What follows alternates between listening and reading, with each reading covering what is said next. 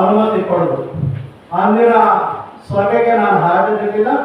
ಸಭೆಯ ನಡಾವಳಿಯಲ್ಲಿ ನೋಡ್ಬೋದು, ಕೆಂಚಪ್ಪಗೌಡ ಸಹಿ ಮಾತ್ರ ಇದೆ, ಕಾರ್ಯದರ್ಶಿ ಅಂತ ಕೋನಪ್ರೆಡ್ಡಿ ಅವರ ಸಹಿ ಇಲ್ಲ. ಇಲ್ಲಿ ಸಂಘಗಳಲ್ಲಿ ಯಾವುದೇ ಒಂದು ವಿದ್ಯಾಸಂಸ್ಥೆಗೆ ಅದು ಉಪಕರಣ ತಂದುಕೊಡೋದಿರಲಿ, ಕಟ್ಟಡ ಕಟ್ಟೋದಿರಲಿ, ನೇಮಕಾತಿ ಇರಲಿ, ಅವರು ತಮಗೆ ಇಂಥ ಸಮಸ್ಯೆಗಳಿವೆ, ಇವನ್ನ ಮಾಡಿಸ್ಕೊಳ್ಬೇಕು ಅಂತ ಕಾರ್ಯದರ್ಶಿಗೆ ಅರ್ಜಿ ಕೊಟ್ಟರೆ ಕಾರ್ಯದರ್ಶಿ ಕಾರ್ಯಕಾರಿ ಮಂಡಳಿಯ ಮುಂದೆ ಕಾರ್ಯಸೂಚಿಯಲ್ಲಿಟ್ಟು ಅದನ್ನ ಮಂಡಿಸ್ತಾರೆ. ಕಾರ್ಯಕಾರಿ ಮಂಡಳಿ ತೀರ್ಮಾನದಂತೆ ಆಮೇಲೆ ಅದನ್ನು ಅನುಷ್ಠಾನಗೊಳಿಸ್ತಾರೆ.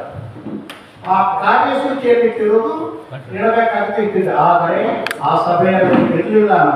ನಾನು ಹಿಂದೆ ಇರುವಂತಹ ಸಮಯದಲ್ಲಿ ತೀರ್ಮಾನ ತಗೊಂಡಿದ್ದಾರೆ ಏನಂತ, 15 ಪೋಸ್ಟು ಕಂಪ್ಯೂಟರ್ ಆಪರೇಟರ್ ತಗೋಬೇಕು ಅಂತ ತೀರ್ಮಾನ ತಗೊಂಡಿದೆ.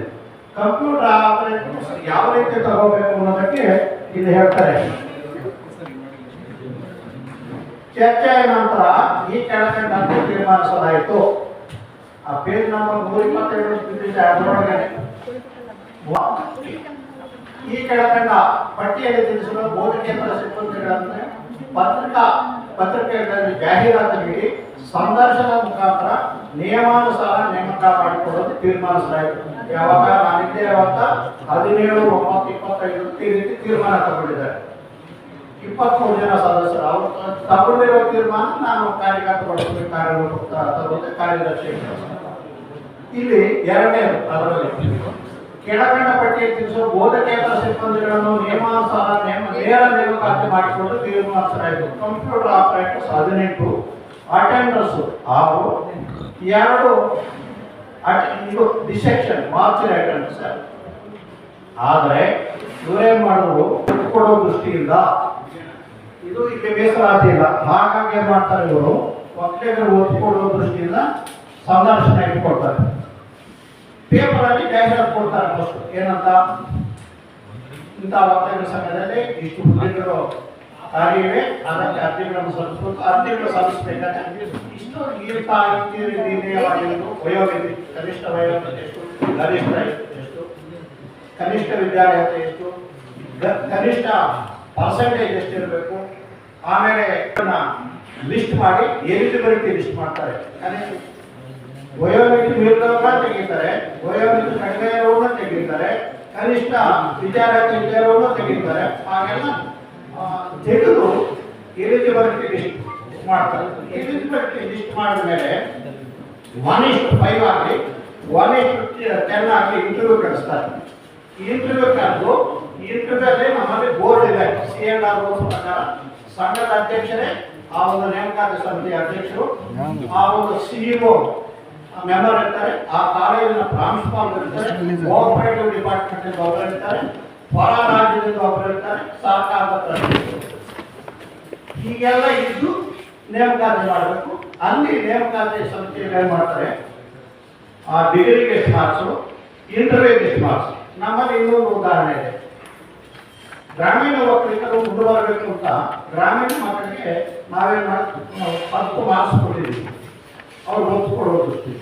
ಇದನ್ನು ಇಂಟರ್ವ್ಯೂ ಸರ್ಕಾರದಲ್ಲಿ ಇಂಟರ್ವ್ಯೂ ಇಲ್ಲ, ಇಲ್ಲಿ ಮಾತ್ರ ಇಟ್ಟಿದ್ದಾರೆ. ಯಾಕೆ IAS ಅವರನ್ನು ಮಾಡಿದವರು ಸಮುದಾಯಕ್ಕೆ ಪ್ರಾಧಾನ್ಯತೆ ನೀಡಲಿ ಅನ್ನೋ ಉದ್ದೇಶದಿಂದ ಸ್ವಲ್ಪ ಏರುಪೇರಿದ್ದಾಗ ಸಮುದಾಯಕ್ಕೆ ಒಪ್ಪಿಕೊಡೋದು ದೃಷ್ಟಿಯಿಂದ ಇಂಟರ್ವ್ಯೂ. ಇದು ಯಾವುದನ್ನು ಮಾಡಿಲ್ಲ. ತಮಗೆ ಇಷ್ಟ ಬಂದವರಿಗೆ ನೇಮಕಾತಿ ಆದೇಶ ಕೊಟ್ಟರು. 7/4/2026 ಏನ್ ಮಾಡ್ತಾರೆ, 8 ಜನಕ್ಕೆ, ದಯವಿಟ್ಟು ನೋಡಿ ಒಂದು ಪೇಜ್ ತೋರಿಸ್ತೀನಿ, 8 ಜನಕ್ಕೆ ಒಂದೇ ನೇಮಕಾತಿ ಆದೇಶ ಕೊಡ್ತಾರೆ. 8 ಜನಕ್ಕೆ ಒಂದೇ ನೇಮಕಾತಿ ಆದೇಶ ಕೊಡ್ತಾರೆ. ಇದರಲ್ಲಿ ಎಷ್ಟು, 21,000 ಸಂಬಳ ಪ್ಯೂರ್ಲಿ ಟೆಂಪರರಿ. ಇದಾದ ನಂತರ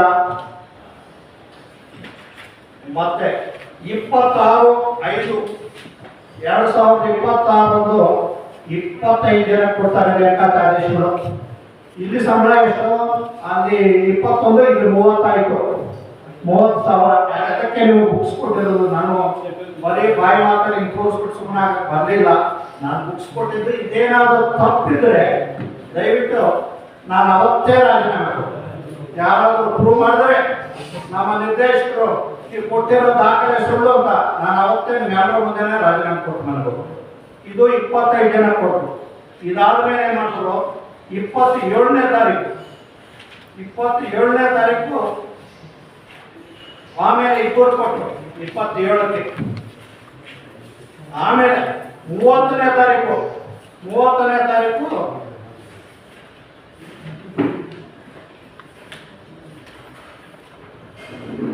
ಆವತ್ತು ಸುಮಾರು ಜನ ಕೊಟ್ಟರು, 8 ಜನಕ್ಕೆ.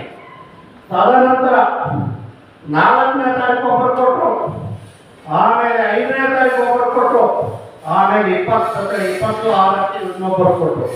ಅಂದರೆ ತಮಗೆ ಬೇಕಾದಂಗೆ ನೇಮಕಾತಿ ಆದೇಶಗಳು ಕೊಟ್ಟರು. ನಾವೆಲ್ಲ ದಿನ ನೀವೇನು ಕೊಡ್ತಾ ಇದ್ದೀರಿ, ಸರ್ಕಾರ ಮಾಧ್ಯಮದ ಮೂಲಕ ತಿಳಿಸ್ತಾ ಇದೆ ನೇರ ನೇಮಕಾತಿ ಅಂತ ಹೇಳ್ತಾರೆ. ಅದಕ್ಕೆ ಒಂದು ಪತ್ರಿಕೆಗಳಲ್ಲಿ ಜಾಹೀರಾತು ಕೊಡ್ತಾರೆ, ಯಾವ ಹುದ್ದೆ, ಏನು ಕನಿಷ್ಠ ವಿದ್ಯಾರ್ಥಿ, ಏನು ಸಂಬಳ, ಯಾವಾಗ ಅರ್ಜಿ ಸಲ್ಲಿಸೋದು ಕೊನೆಯ ದಿನಾಂಕ, ವಯೋಮಿತಿ ಏನು, ಅದಕ್ಕೆ ಕ್ವಾಲಿಫಿಕೇಶನ್ ಕನಿಷ್ಠ ವಿದ್ಯಾರ್ಥಿ ಎಲ್ಲ ಡೀಟೇಲ್ಸ್ ಕೊಡ್ತಾರೆ. ಅದನ್ನ ಈ ಸಂಘದಲ್ಲಿ ಯಾರು ಈಗ ಆಡಳಿತ ನಡೆಸ್ತಾ ಇದ್ದಾರೆ ಈ ಪುಣ್ಯಾತ್ಮರಿಗೆ ಯಾರಿಗೂ ಗೊತ್ತಿಲ್ಲ. ಹಾಗಾಗಿ ಅವರಿಗೆ ಇಷ್ಟ ಬಂದವರಿಗೆ ನಿಮಗೆ ಸಂಘದಲ್ಲಿ ಹೋದರೆ ಏನು ಸರ್ ಏನು ಜಾಬ್ಗೋಸ್ಕರ ಬಂದ ಬರೀ ಸಂಘ ಕೊಡ್ತೀನಿ, ಏನು ಕೊಡ್ತೀರಾ ಅಂತ ಕೇಳುವಂತ ಪರಿಸ್ಥಿತಿ. ಎರಡನೇ ಇಷ್ಟು ಜನ ಕೊಟ್ಟಿದ್ರೆ ಇದರಲ್ಲಿ 40 ಜನರ ಪೈಕಿ 37 ಜನ SDA ಕಂಪ್ಯೂಟರ್ ಆಪರೇಟರ್ ಅಂದ್ರು. ಅಲ್ಲಿ ಬೇಕಾಗಿದ್ದು 18 ಜನ ಕಂಪ್ಯೂಟರ್ ಆಪರೇಟರ್, ಇಲ್ಲಿ SDA ಸೇರಿಸೋದು ಅದಕ್ಕೆ. ಆಮೇಲೆ ಇಬ್ಬರಿಗೆ ಡಾಟಾ ಎಂಟ್ರಿ ಆಪರೇಟರ್ ಕೊಟ್ಟರು, ಒಬ್ಬರಿಗೆ ಬರೀ SDA ಕೊಟ್ಟರು. ನಿಮ್ಮಲ್ಲಿ ಇನ್ನೊಂದು ನಮ್ಮ ಸಂಘದಲ್ಲಿ ತೀರ್ಮಾನ ಆಗಿರೋದು ಕನಿಷ್ಠ ವಿದ್ಯಾರ್ಹತೆ ಈ ಒಂದು ಯಾವುದಕ್ಕೆ ಕಂಪ್ಯೂಟರ್ ಆಪರೇಟರ್ಗೆ ಡಿಗ್ರಿ ಇರಬೇಕು, ಕಂಪ್ಯೂಟರ್ ನಾಲೆಡ್ಜ್ ಇರಬೇಕು, ಕನ್ನಡ ಮತ್ತು ಇಂಗ್ಲಿಷ್ ಟೈಪಿಂಗ್ ಬರಬೇಕು ಅಂತ. ಈಗ ಆಯ್ಕೆ ಆದವರಲ್ಲಿ ಕಾಲು ಭಾಗಕ್ಕೂ ಕೂಡ ಈ ನಾಲೆಡ್ಜ್ ಇದೆ, ಕಾಲು ಭಾಗ ಜನಕ್ಕೂ ಕೂಡ ಈ ನಾಲೆಡ್ಜ್. ಇಂಥವು ಆಯ್ಕೆ ಮಾಡ್ತಾ ಇರೋದ್ರಿಂದ ಸಂಘಕ್ಕೆ ಅಪಾರವಾದ ನಷ್ಟ ಆಗ್ತದೆ. ಒಂದು ನೌಕರ ಒಂದು ಸಲ ಸಂಘಕ್ಕೆ ಸೇರಿದ್ರೆ ಸುಮಾರು 25ರಿಂದ 30-32 ವರ್ಷ ಸೇವೆಯಲ್ಲಿರ್ತಾನೆ. ಅದು ಸಂಘಕ್ಕೆ ತುಂಬಾ ನಷ್ಟ ಆಗ್ತದೆ.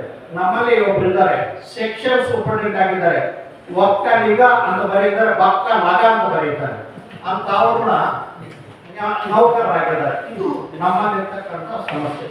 ಸಣ್ಣ ಪುಟ್ಟ ಸಮಸ್ಯೆಗಳಾಗಿದ್ರೆ ನಾವು ಮಾಧ್ಯಮದ ಮುಂದೆ ಬರ್ತಾನೆ ಇರಲಿಲ್ಲ. ಆ ಊಟ ಪಾಠ ಯಾವ ನಾವು ತಲೆ ಕೆಡಿಸ್ಕೊಳ್ಳೋರಲ್ಲ. ಲಕ್ಷಗಳಲ್ಲಿ ಸೋಲಾಗಿದ್ರು ನಾವು ತಲೆ ಕೆಡಿಸ್ಕೊಳ್ಳೋದಿಲ್ಲ. ಕೋಟಿಗಳು ಸೋಲಾಗ್ತಾ ಇದೆ, ಸಂಘ ಮುಳುಗೋಗ್ತಾ ಇದೆ ನಾವು ಭಯದಿಂದ. ಈಗ 4 ವರ್ಷ ಸಂಘ ನಡೀತಿ, ಯಾರು ಮಾಧ್ಯಮದ ಮುಂದೆ ಬಂದಿಲ್ಲ. ಕಾರಣ ಸಣ್ಣ ಪುಟ್ಟ ಇದ್ರು ಕೂಡ ಅದು ಸಹಕಾರ ಇಲಾಖೆಗೆ ದೂರು ಕೊಡ್ತಿದ್ವಿ. ಸಣ್ಣ ಪುಟ್ಟ ಏನಾದರೂ ರಮಾಂಸರಾಗಿದ್ರೆ ಸರಿಪಡಿಸ್ಕೊಂತಿದ್ವಿ. ಈಗ 4-5 ತಿಂಗಳಿಂದ ಸಂಪೂರ್ಣವಾಗಿ ಹಾದಿ ತಪ್ಪಿ ಚುನಾವಣೆಗೆ ಹಣಕಾಸು ತಯಾರಿಗೆ ಶುರುವಾಯಿತು. ಹಾಗಾಗಿ ನಾವು ಇದು ನಿಮ್ಮೆಲ್ಲರ ಮುಂದೆ ಬರಬೇಕಾಗಿದೆ. ನೋವಿನಿಂದ ಬಂದಿದ್ದೇವೆ, ಸಂತೋಷದಿಂದ ಬರಲಿಲ್ಲ, ನೋವಿನಿಂದ ಬಂದಿದ್ದೇವೆ. ಇಲ್ಲಿ ಎಲ್ಲರೂ ಅಪ್ರಾಮಾಣಿಕರಲ್ಲ, ಎಲ್ಲರೂ ಪ್ರಾಮಾಣಿಕರಲ್ಲ. ಈ ಅಪ್ರಾಮಾಣಿಕರಿಂದ ಎಲ್ಲರಿಗೂ ಕೂಡ ತೊಂದರೆ ಆಗ್ತದೆ. ಎರಡನೇ ವಿಷಯ, ಬ್ಯಾಂಕ್ ಗ್ಯಾರಂಟಿ. ಕೆಲವು ಕಾಮಗಾರಿಗಳಿಗೆ ಟೆಂಡರ್ ಮೂಲಕ ಅವರಿಗೆ ಆಯಿತು, ಅವರಿಗೆ ಅಗ್ರಿಮೆಂಟು ಆಗಿತ್ತು, ಕಾಮಗಾರಿಗಳು ಪ್ರಾರಂಭ ಮಾಡಿದ್ರು. ಕಾಮಗಾರಿಗಳು ಪ್ರಾರಂಭ ಮಾಡಬೇಕಾದ್ರೆ ಬ್ಯಾಂಕ್ ಗ್ಯಾರಂಟಿ ನೀಡಬೇಕಾಗ್ತದೆ. ಬ್ಯಾಂಕ್ ಗ್ಯಾರಂಟಿ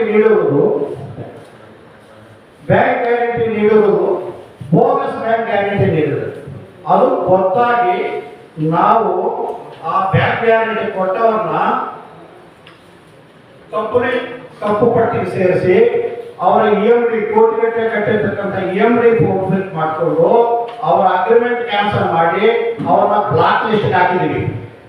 ಏನ್ ಹೇಳಿ, ಅವರ ಅಗ್ರಿಮೆಂಟ್ ಕ್ಯಾನ್ಸಲ್ ಮಾಡಿದೀವಿ, ಅವರ EMD ಫೋರ್ಫಿಟ್ ಮಾಡ್ಕೊಂಡಿದ್ದೀವಿ, ಅವರ ಏನು ಇದನ್ನ ಬ್ಲಾಕ್ ಲಿಸ್ಟ್ ಹಾಕಿದೀವಿ. ಅವ್ರು ಯಾರಿಗೂ ಒಕ್ಕಲಿಗರ ಸಂಘದಲ್ಲಿ ಅಂದಿನಿಂದ ಈಚೆಗೆ ಟೆಂಡರ್ ಪಾರ್ಟಿಸಿಪೇಟ್ ಮಾಡಲಿಕ್ಕೆ ಅವಕಾಶ ಇಲ್ಲ.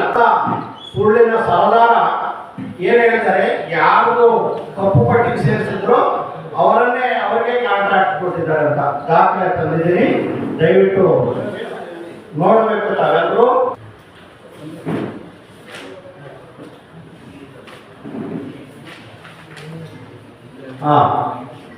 ಆಗ್ತದೆ. ವೈಸಿ ಮನೋಹರ್, ಪೇಜ್ ನಂಬರ್ ಎಷ್ಟು ಸರ್?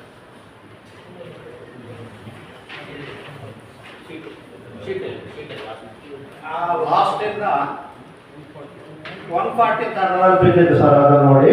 140 ವೈಸಿ ಮನೋಹರ್ ಎರಡಕ್ಕೂ, ಆಮೇಲೆ ACR ಪ್ರಾಜೆಕ್ಟ್ಸ್ ಎರಡಕ್ಕೂ, ಆಮೇಲೆ MS ರವೀಂದ್ರನಾಥ ಸಹಾಯ ಬಿಲ್ಡರ್ಸ್, ಇಷ್ಟು ಜನಕ್ಕೆ ಸಹಾಯ ಬಿಲ್ಡರ್ಸ್ ಮತ್ತೆ ಸಾಯಿ ಕನ್ಸ್ಟ್ರಕ್ಷನ್ಸ್, ಇಷ್ಟು ಜನಕ್ಕೆ ಮಾಲನ್ನು ವರ್ಕ್ಸ್ ಆಗ್ತವೆ.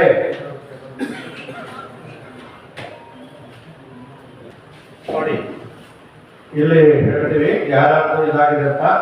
ಕಾರ್ಯಕಾರಿ ಸಮಿತಿ ತೀರ್ಮಾನದಂತೆ ಈ ಕೆಳಕಂಡ ಕಾಮಗಾರಿಗಳಿಗೆ ಗುತ್ತಿಗೆದಾರರು ಸಲ್ಲಿಸಿರುವ EMD ಮೊತ್ತವನ್ನು ಮುಕ್ತವನ್ನು ಹಾಕೊಂಡು ಸದರಿ ಕಾಮಗಾರಿಗಳಿಗೆ ಗುತ್ತಿಗೆದಾರರಿಗೆ ನೀಡಿರುವ ಕಾರ್ಯಾದೇಶವನ್ನು ರದ್ದುಗೊಳಿಸಿ ಪ್ರಗತಿ ಸಾಧಿಸಿರುವ ಕಾಮಗಾರಿಯ ಮೊತ್ತಕ್ಕೆ ಬಿಲ್ ಪಾವತಿಸದಿರಲು ಹಾಗೂ ಗುತ್ತಿಗೆಗಾರರನ್ನ ಕಪ್ಪು ಪಟ್ಟಿಗೆ ಸೇರಿಸಿ ರೀಟೆಂಡರ್ ಕರೆಯಲು ಆದೇಶಿಸಿದೆ.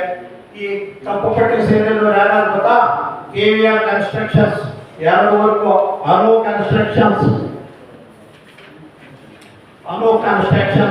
2 ವರ್ಕು, ಬಿಲ್ಡ್ಮ್ಯಾಟಿಕ್ 1 ವರ್ಕು, 2 ವರ್ಕು, ಒಟ್ಟು 6 ವರ್ಕುಗಳು ಮಾಡಿರುವ ಕಾಮಗಾರಿಯ ಬಿಲ್ಲನ್ನು ಕೊಟ್ಟಿಲ್ಲ.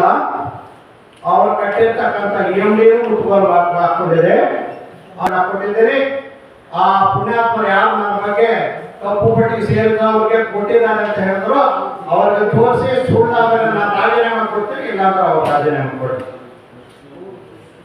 ಇದು 2ನೇ ಮುಗಿತು.